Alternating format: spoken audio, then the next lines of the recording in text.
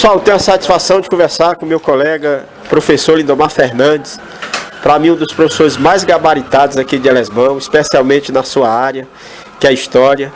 E eu quero, professor, que falemos aqui no início em relação ao dia de ontem, 20 de novembro, o Dia da Consciência Negra. O senhor celebra esse dia de que forma, ou o senhor tem que olhar em relação a essa data? Bom dia. Pode falar. Bom dia, Zé Neto. José Neto, é o seguinte, o Dia da Consciência Negra é um dia muito importante para a nossa história, né? É como eu já falei várias vezes, e está nos próprios fatos históricos, nas estatísticas. Nós negros somos o quê? 50% da população brasileira é negra, é afrodescendente.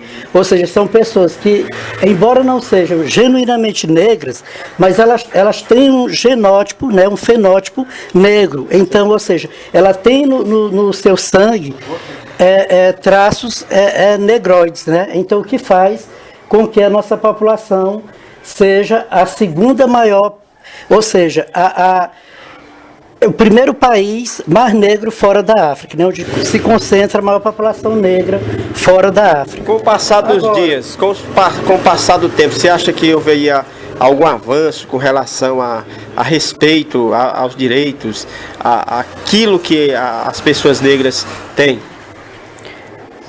Agora eu vou responder essa segunda, eu vou responder a sua segunda pergunta, mas eu vou complementar a primeira.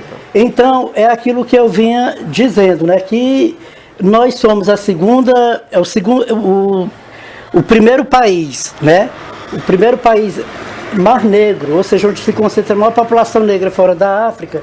Então, daí a importância, porque a sociedade ela não dá essa importância a esse fato, né, não dá importância a esse fato, o que faz com que o país, eu não estou nem tocando agora na questão do racismo velado, racismo institucional, mas eu estou falando aqui da importância, digamos assim, no plano econômico, no plano de desenvolvimento enquanto nação, enquanto sociedade.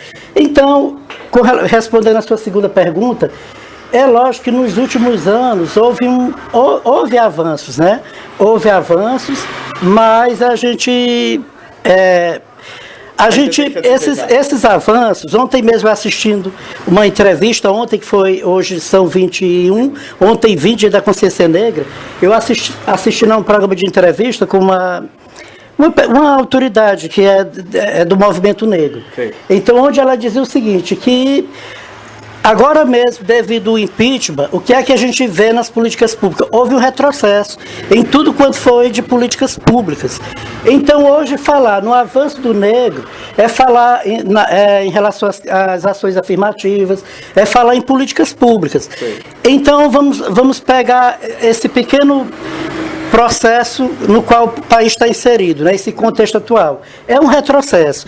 E trazendo dos últimos tempos para cá, eu acho que houve avanço, mas esse avanço, é como eu estou dizendo, a sociedade ainda não deu importância a essa temática, a esse assunto, à população negra, a nós negros. O senhor defende a implementação de políticas públicas e poderia mencionar aqui algumas que poderiam atenuar ou avançar? Eu não só defendo como são necessárias. Eu acho que se o Brasil quiser ter algum progresso, algum desenvolvimento, uma das políticas que o Brasil deve implementar, deve procurar seguir, são políticas que nos integre à sociedade, né? Que integre a gente em todas as áreas, em todos os setores da sociedade, porque o que a gente vê é isso, ou seja, a gente continua sendo, nós somos minoria não no sentido de quantidade, mas somos minoria no sentido de participação, no sentido de poder. Precisa avançar. Ou seja, nós continuamos ainda sendo subrepresentados, então o que significa dizer? Que nós temos em todas as áreas da saúde, na educação, nós somos o quê?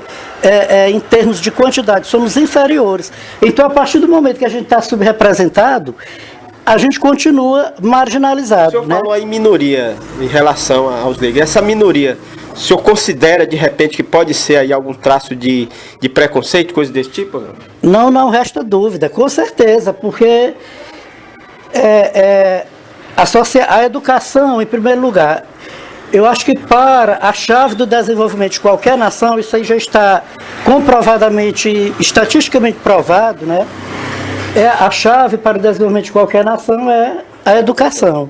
E a nossa educação, ela continua, ela está, quando você vai pegar as estatísticas, ela continua em patamares inferiores a países mesmo até da África, vamos dizer assim, né? Que é lamentável, né? O que é lamentável, né? Quando você pega as estatísticas comparando a educação do Brasil com outros países, a nossa está num patamar muito ruim. O senhor já conseguiu avistar o problema desses índices tão baixos, o Brasil às vezes ficando para trás, até de nações inferiores a ela em termos de tamanho e tudo mais. O senhor já conseguiu ver por que é que a educação ainda não chegou ao ponto que merece aqui no nosso país, no caso do Brasil? Eu acho que são muitos fatores decisivos.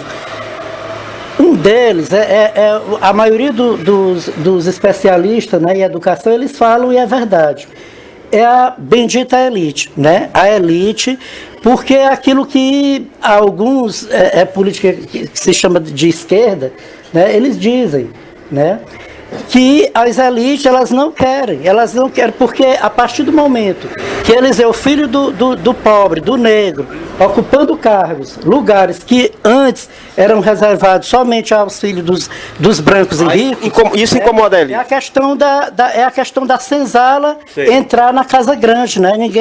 As elites brasileiras ainda não querem. Então o Brasil ainda continua com uma estrutura ainda muito parecido com a estrutura colonial, com a estrutura imperial, aquele modelo de sociedade, ainda não. Então, para melhorar a educação, é necessário grandes investimentos. Num país como o Brasil, é necessário um investimento pesado e um investimento na educação, um investimento cultural, de modo que a gente desconstrua muitos mitos, né? Porque se não desconstruir muitos mitos que está aí, porque é uma série digamos assim, de ideologias que estão entrelaçadas e que leva essa educação ao fracasso e que demonstra, as estatísticas estão aí demonstrando que esses fatores aí, né? Essas ideologias, machismo, sexismo, homofobia, um monte de coisas aí estão entrelaçadas e que termina fazendo com que a gente não acredite e veja que o Brasil, né, a educação está, além das estatísticas, a gente vê explicitamente que a educação, através dos pensamentos, das ideologias que estão aparecendo aí, a gente conclui-se que a educação não está bem no nosso país. Para encerrar, o senhor, enquanto educador, essa parte pedagógica, o senhor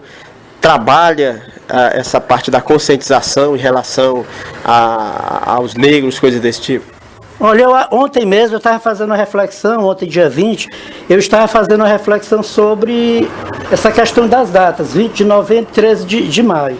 Porque a gente sabe que foi trocada essas datas, antes se comemorava o 13 de maio, porque era a data da libertação dos escravos, era a assinatura da Lei Áurea. Então, os movimentos negros trouxeram essas comemorações para o dia 20 de novembro, em homenagem, claro que é justo, porque é a data do nascimento do Zumbi dos Palmares, né? É lógico, é louvável. No entanto, em termos de cronograma escolar, não é muito bom.